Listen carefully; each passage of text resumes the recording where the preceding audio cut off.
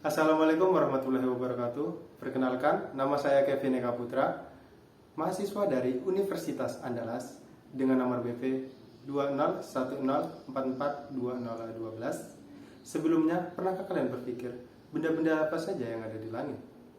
Dan bagaimana benda-benda langit tersebut bisa bergerak sesuai dengan orbitnya? Melalui video ini, saya akan menjelaskan tentang mekanika benda langit. Mekanika benda langit adalah ilmu yang mempelajari tentang pergerakan benda-benda di langit. Let's start about it. Mekanika benda langit. Mekanika benda langit atau celestial mechanics merupakan studi terkait dengan gerak benda-benda langit. Pada mekanika benda langit, hal yang paling utama adalah menjelaskan dan memprediksi gerak planet-planet dan juga satelitnya. Epicycle dan hukum Kepler terbukti mampu menjelaskan dan memprediksi gerak benda langit tersebut.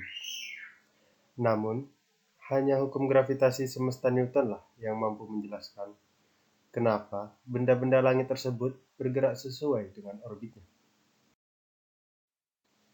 Hukum Newton mengenai gravitasi yang berbunyi dua benda bermassa m1 dan m2 dan terpisah sejauh r mengalami gaya tarik-menarik satu sama lain yang besarnya sebanding dengan hasil kali kedua benda tersebut dan berbanding terbalik dengan kuadrat jaraknya. Seperti yang bisa kita lihat pada gambar.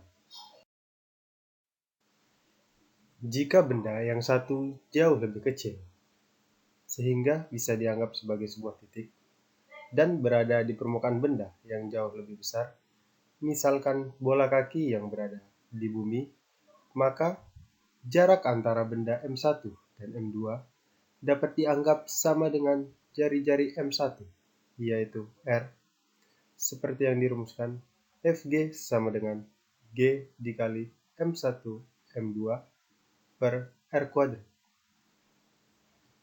Lalu, massa dikali gravitasi sama dengan G dikali M1 dikali M2 per R kuadrat. Dan G sama dengan G dikali M1 per R kuadrat.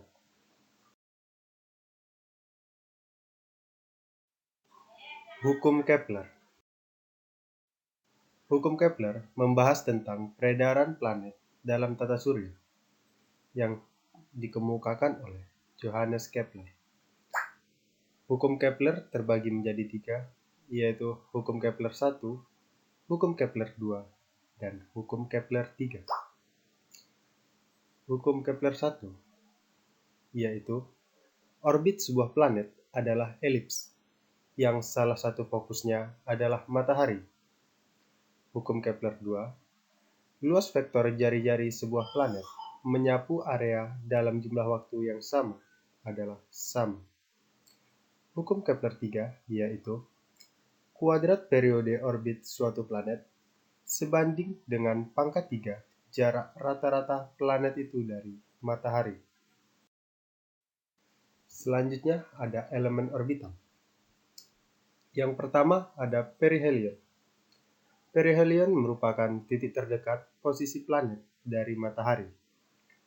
Dan bumi berada pada perihelionnya sekitar tanggal 1 Januari. Selanjutnya ada aphelion.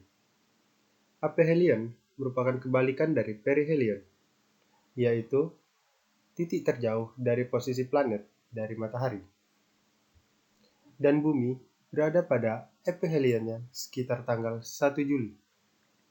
Selanjutnya ada A, yang merupakan panjang setengah sumbu panjang, semi-major axis, elips.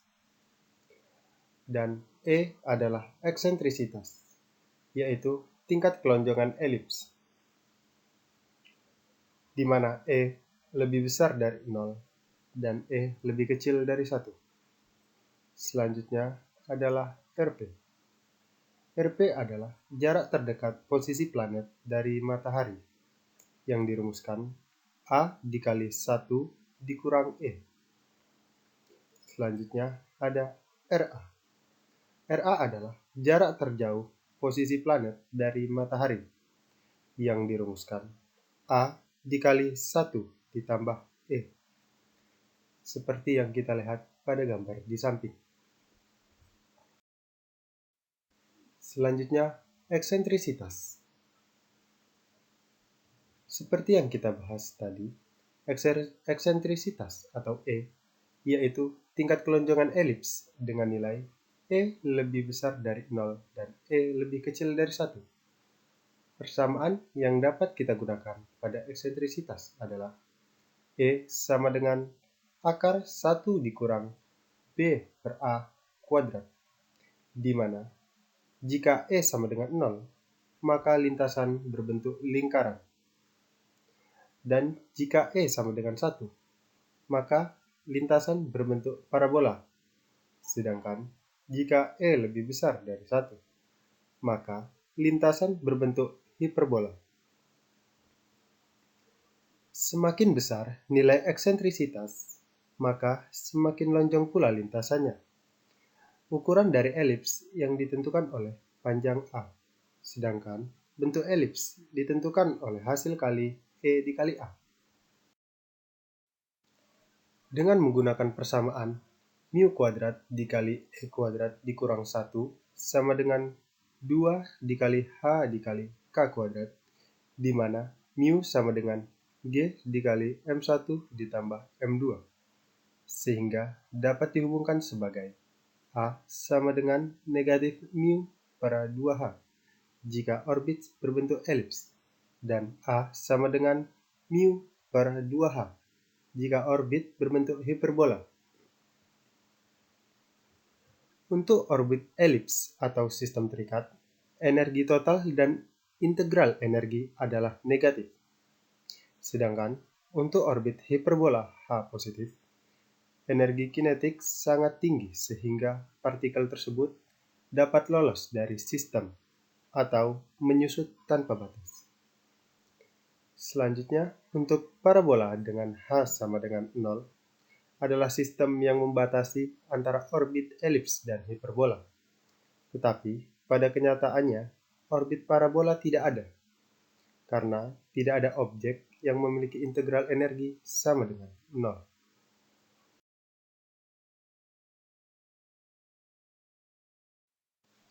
Selanjutnya, hukum Kepler 2.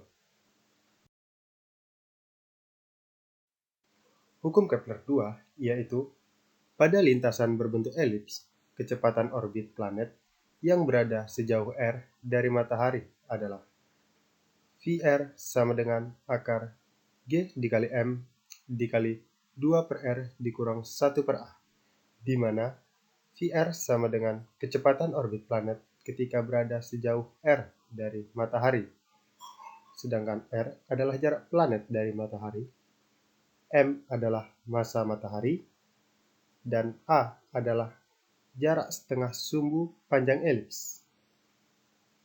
Seperti terlihat pada gambar, luas area 1 dan area 2 adalah sama.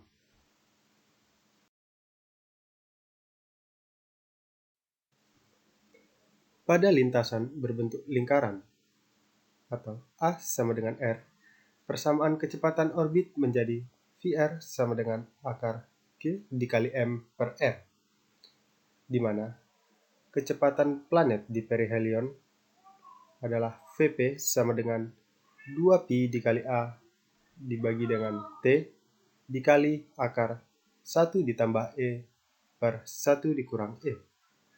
Sedangkan kecepatan planet di aphelion adalah Va, yang dirumuskan 2pi A per T dikali akar 1 dikurang E per 1 ditambah E.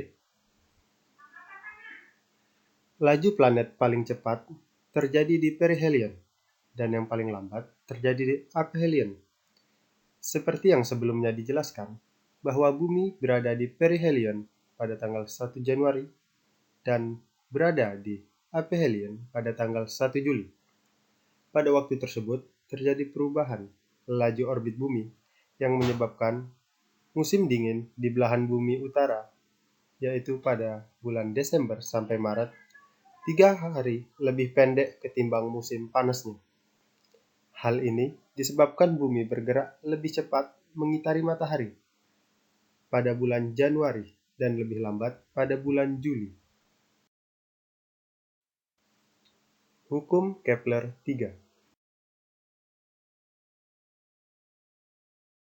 Kepler 3 memiliki ketetapan T kuadrat per A pangkat 3 sama dengan konstanta dari rumus kecepatan orbit untuk lintasan lingkaran dan berhubungan dengan periode, maka diperoleh V orbit sama dengan akar G kali M per R atau sama dengan 2 PR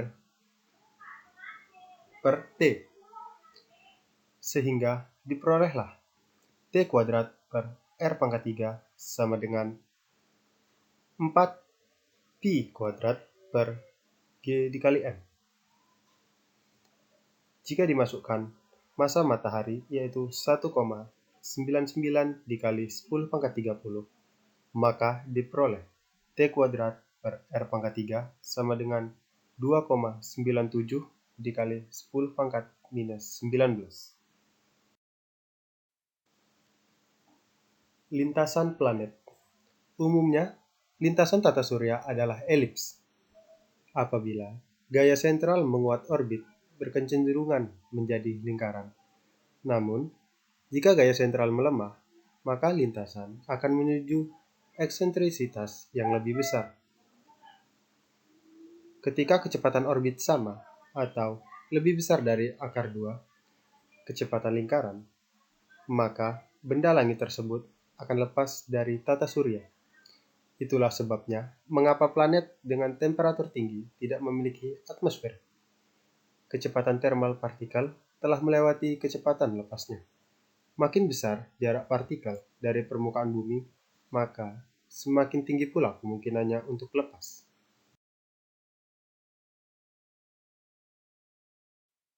Escape velocity.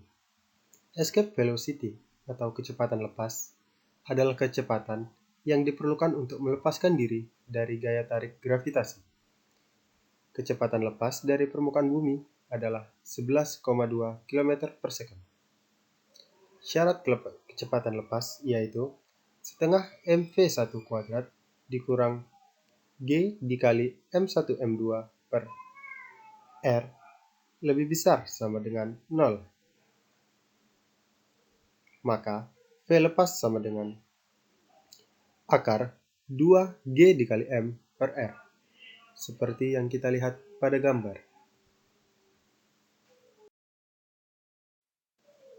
Laju orbit. Jika benda bermassa bergerak melingkar dalam orbit lingkaran dengan laju konstan V, maka berlaku gaya sentrifugal sama dengan gaya gravitasi, di mana mv kuadrat per R sama dengan G dikali m1 m2 per R kuadrat. Dan V orbit sama dengan akar G dikali M per R. Bisa dilihat pada gambar mengenai orbital speed dari masing-masing planet. Terima kasih.